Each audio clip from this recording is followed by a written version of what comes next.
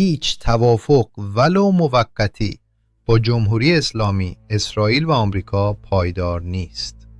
نظم کنونی جهان حکومتی مانند جمهوری اسلامی را در خود انتگره نخواهد کرد.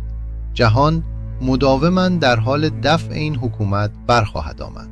اسلام سیاسی باعث ناامن شدن بازار، کاپیتال و گردش سرمایه و ثبات سیاسی و اقتصادی است.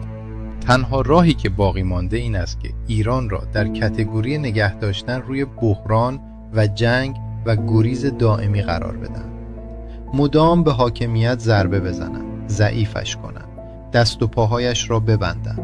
جنگی مستمر و بحرانی شبیه فلسطین در طی سالهای طولانی و مختلف. چین و روسیه هم ابایی ندارند بحرانی شبیه به اوکراین یا غزه داشته باشند، ولی پای آمریکا را از خاورمیانه قیچی کنند.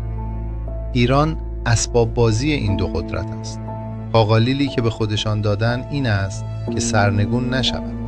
ایران و منطقه به صلح نخواهند رسید تا وقتی دو تا حکومت، جمهوری اسلامی و اسرائیل، خواهان نابودی هم هستند. اسرائیل الان توسط گروهی در دولت اداره می شود که پایبند به هیچ اصول و قرارداد بین المللی نیست. ما در خاورمیانه دو تا بحران بزرگ داریم که مانع ثبات و امنیت است. تنها امید و نوری که در انتهای این تونل وجود دارد، کنش سیاسی مردم ایران است.